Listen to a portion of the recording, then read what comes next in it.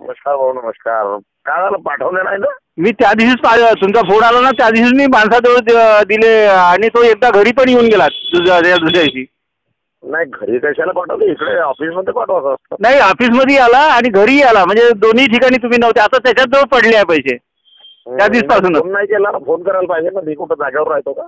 बरं तर सकाळी पाठवून देऊ का? ठीक आहे, सकाळी पाठवा, नाही तर अर्ध्या घंट्यानं ऑफिसकडे पाठवा. आता बरं ना, आता कार्यक्रम आहे. हां, तर जमलं तर पाठवणार, सकाळी पाठवून देतो.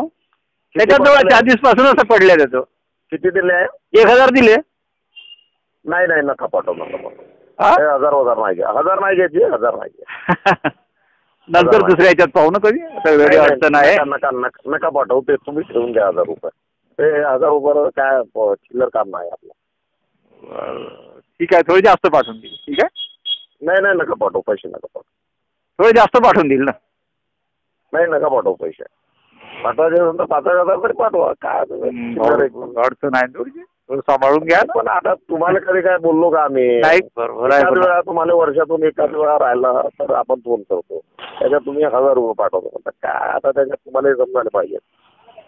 थोडीशी अडचण पाठवायच्यानंतर 5 पाठवा, नाही तर नका पाठवू. ठीक आहे.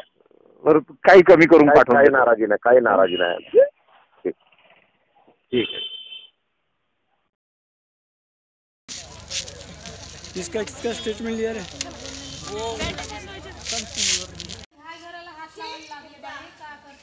संबंधाला भिस्त लागलं की कोण येते, तुम्ही तरी जाता ना. अजी साहेब, शेवटी त्याच्या चरणी गेला तुम्ही आणि आम्ही आग लावत आहोत.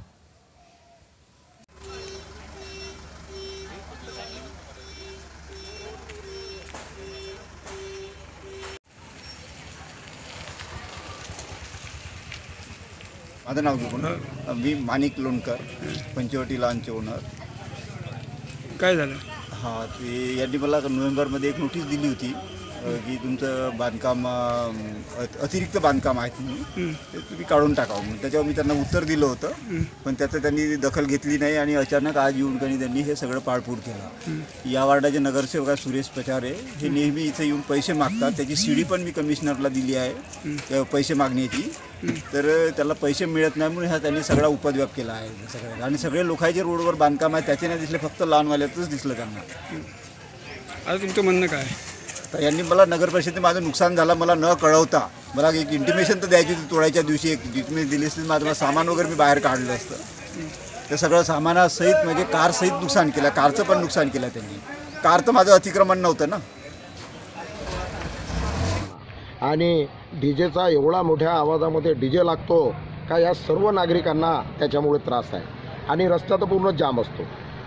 त्याच्यामुळं वारंवार महानगरपालिकेत आमचे ज्येष्ठ नागरिक गेले, SP कडे गेले, ट्रॅफिक पोलीसकडे गेले, वारंवार विनंत्या केल्या, वारंवार रिपोर्टा झाल्या आहे, पण त्याच्यानंतर कोणतीही कारवाई या लॉनच्या याच्यावर झालेली नाही. आज या नालीवर बांधकाम चालू होतं. एक आम्ही नालीचं बांधकाम केलं, त्यांनी त्याच्यावर फेवर लावून गाड्या लावासाठी आपली पार्किंग केली होती. त्याचे व्हिडिओ आणि फोटोसुद्धा आहेत, आपण बघू शकता. त्याचं तळासाठी आले होते आणि त्यांनी बाकी उर्वरित कारवाई त्यांनी केलेली आहे. त्याचा बिल्डर आहे.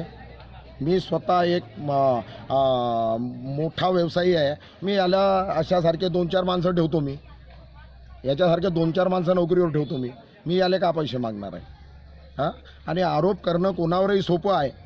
कोणावर आरोप करणं हा सोपं आहे, पण त्याला प्रूफ करायला पाहिजे. जर त्याच्याकडे आरोप आहे, प्रूफ आहे त्याच्याकडे, तर त्यांनी सिद्ध करायला पाहिजे.